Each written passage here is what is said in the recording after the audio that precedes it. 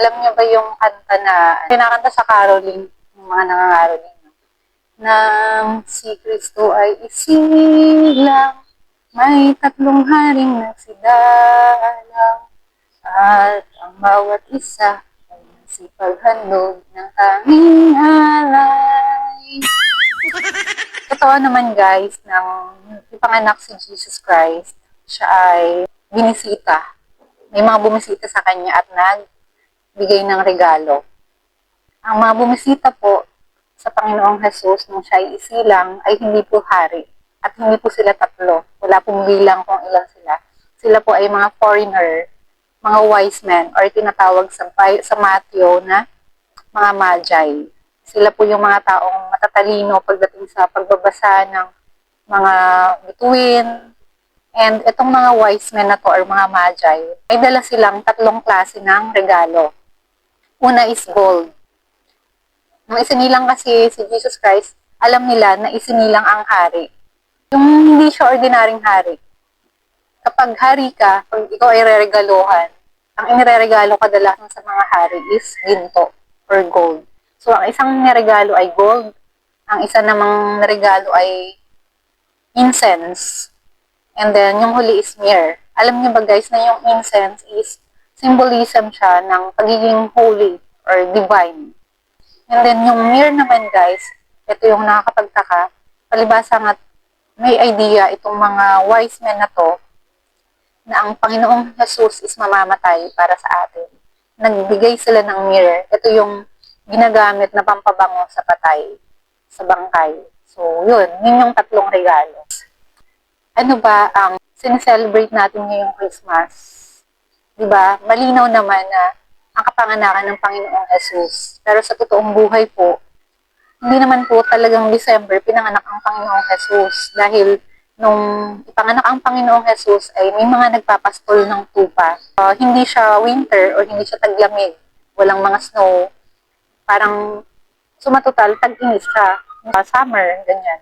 So itong shepherds naman is wala silang iniregalo sa Panginoong Jesus. Dahil wala lang sila tagapagpastol lang sila ng tupa. So, ang pinakang ginawang regalo ng mga shepherd tagapagpastol na yun ay sarili nila. Nagpuri sila sa Panginoon, inihandog nila ang kanilang sarili sa Diyos. Ibig sabihin, yung pagiging mabuti nila, yun yung regalo nila sa Diyos. And one more thing guys, nung dumating yung mga magi, wala sa sabsaban si Jesus Christ. Nasa bahay din na po siya. Tsaka si Mama Mary, si Mary, yung kanyang mother. Para lang malaman nyo, para maging clear sa inyo yun. Kasi ang banal na aklat ay nagsasabi ng katotohanan tungkol sa ating Panginoon. Kung yung mga pastol at yung mga magi, yung mga wise men ay may regalo sa Panginoong Jesus, tayo naman, ano kaya yung pwede natin iregalo sa Diyos? Hindi lang po tayo sa mga mahal namin sa buhay, sa inaanak, magre-regalo.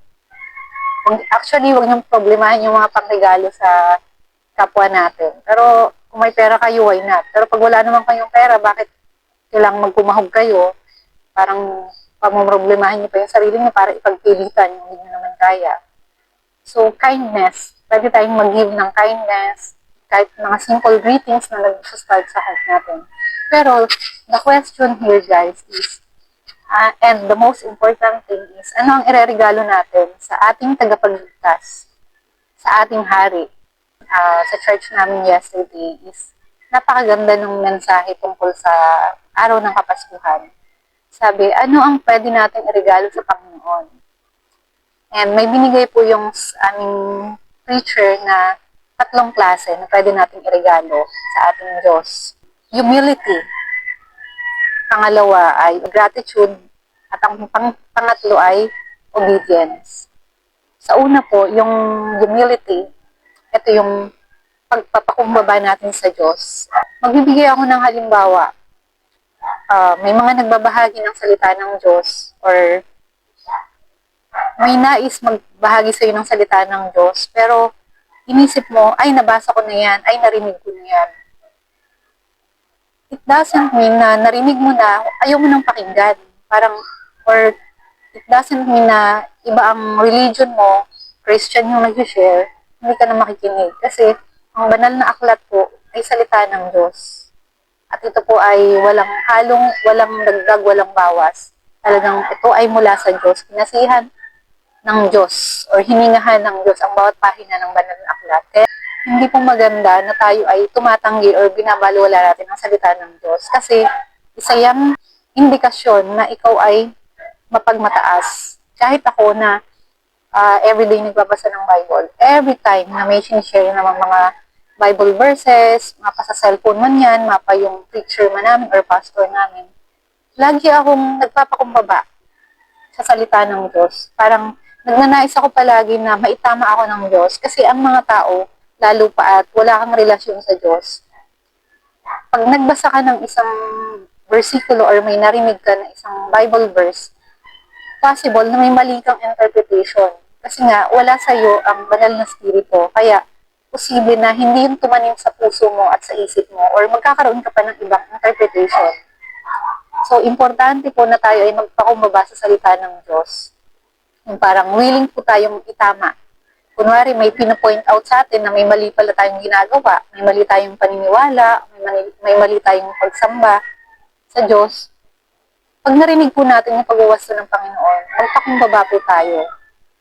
Dahil isa yun sa, or pangunahin yun na regalo natin sa Diyos. And pangalawa guys ay gratitude.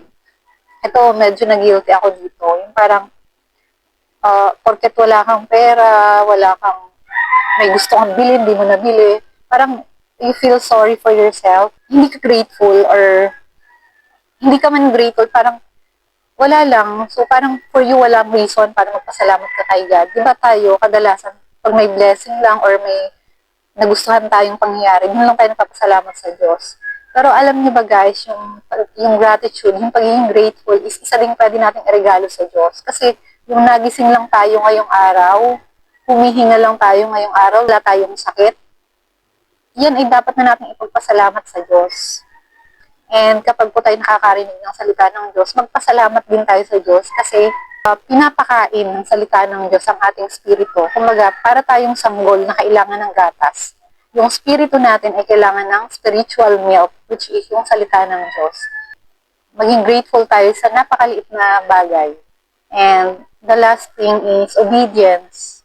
Ito na nga yung sinasabi ko guys, ang salita ng Diyos ay ang banal na aklat. So, nandyan sa banal na aklat ang 10 utos ng Diyos, yung mga ayaw niya, at yung mga babala niya, na 10 commandments. Kung talagang mahal natin ang Diyos, susundin natin yung kanyang mga utos. Diba? Parang mahirap siya kasi kung kinasanayan natin or wala tayong choice, yun yung dahilan natin.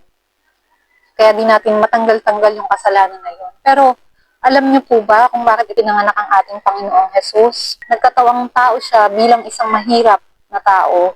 Ganun niya tayo kamahal. Pwede naman siya maging hari or maging mayaman. Pero mas pinili ng Diyos na magkatawang tao siya bilang isang mahirap lang. Kung saan nakaranas siya ng hirap ng buhay, nilapastangan siya, binastos siya, at pinatay siya. Para tayo ay mailigtas sa ating kasalanan. Ngayon, ipinanganak ang Diyos para mailigtas tayo sa ating kasalanan. Pero bakit nagpapatuloy po tayo sa kasalanan o sa mga bagay na ayaw ng Diyos? Jesus was born to die for humanity and rose to reign for eternity. So, namatay ang Panginoong Jesus para sa kasalanan nating mga tao at muli siyang nabuhay para maghari sa walang hanggan. Uhuhusgahan niya ang mga tao base sa kanilang gawa. So, binigyan tayo ng Panginoon ng libreng salvation or kaligtasan. Ngayon, tatanggapin na lamang natin yun ng buong puso sa pamamagitan ng pagbabagong buhay, pagsisisi sa ating kasalanan at pagkakaroon ng takot sa Diyos. Sa pamumuhay na tinatanggap natin ng Panginoong Jesus bilang ating tagapagligtas. Aminin natin sa sarili natin na tayo ay makasalanan dahil wala pong tao na righteous, wala pong taong perfecto. Kaya aminin natin sa ating sarili, sa Diyos na tayo ay makasalanan at i-acknowledge natin na kailangan natin ng tagapagligtas, which is si Jesus Christ yun. Bilang kasunod na ng Panginoon at nakakilala na sa Diyos, kagaya din ng panaginip ko, ang Panginoong Jesus ay nakikiusap o inuobliga yung mga tao na magbagong buhay na at mag-reconcile na kay God sa pamamagitan niya. Si Jesus Christ lang ang ating salvation, wala nang iba. Hindi po ang mabubuti nating gawa. Kumbaga, yung maliit na kasalanan, hindi ka na po karapat-dapat humarap sa Panginoon. Kaya, ang paraan lang po para tayo ay humarap sa Diyos ay sa pamamagitan ng Panginoong Hesukristo sa kanyang pagbubuhos ng buhay, sa pagtubos niya sa ating kasalanan. Kaya wala po tayong dapat ipagmayabang. Kahit po yung mga kagaya ko na nakakilala na sa Diyos, kagaya ko na naituwid na ng Panginoon at may relasyon na sa Diyos, wala po tayong or wala po akong dapat ipagmayabang. Ang dapat ko pong gawin ay mahalin yung kapwa ko at magkaroon ng malasakit sa kanila dahil ang kalooban ng Diyos ay maligtas ang lahat ng tao. Huwag po ninyong pipiliin na magpatuloy kayo sa kasalanan dahil ang kasalanan po ang naghihiwalay sa Diyos at sa tao. Jesus came to save people from sins. Sins equals hell. Kapag sinner ka, sa hell ka. Doon tayo iniligtas ng Panginoon. Kaya wag po tayong manatili sa kasalanan. Uulitin ko po, ang ireregalo po natin sa Panginoon ngayong Pasko, umpisahan po natin ngayong araw, ngayong Pasko, ay ang pagpapakumbaba sa Diyos. Pangalawa, maging thankful ka, matuto kang magpasalamat kahit wala ka namang pagpapala na nakikita mo. Kasi yung paghinga mo pa lang, yung humihinga ka pa lang ngayong araw, isa na yung malaking pagpapala. At ang pangatlo ay pagsunod sa Diyos, sa kanyang mga utos. Date of birth, kapag pinanganak tayo, date of birth. Kapag tayo namatay, date of death. So, in between, yung from date of birth to date of death, yan pong panahon na yan, ang chance natin para magbago tayo. Naniniwala naman ako, lalo na yung mga nasa middle age, yung mga nasa 50 plus, 60 plus, yung mga 30 plus, kahit yung mga 20 plus. Siguro naman, alam nyo na yung tama at mali at nakagawa na kayo ng mga mali at nakagawa din naman kayo ng mga tama. Pero, yung mga mali, bakit kailangan yung ulit-ulitin? Wala namang maidulot na maganda ang paggawa ng mali. Wala tayong kapayapaan kapag namumuhay tayo sa kasalanan. Kaya, itong panahon na tayo ay nabubuhay, ito yung pagkakataon natin para tayo magbago. Kasi ang totoong tahanan po natin ay ang kaharian ng Diyos. Hindi po tayo makakapasok doon kung hindi tayo nagbagong buhay at kung hindi natin tinanggap ang Panginoong Jesus sa ating buhay. Kaya, habang may pagkakataon pa, mas piliin po natin na mabago tayo sa pamamagitan ng pagmamahal at awa ng Diyos. Yun lang yung pwede natin mairegalo sa ating Panginoon, yung tatlong yun. At ang pagbabagong buhay. Yun lang guys, Merry Christmas to all.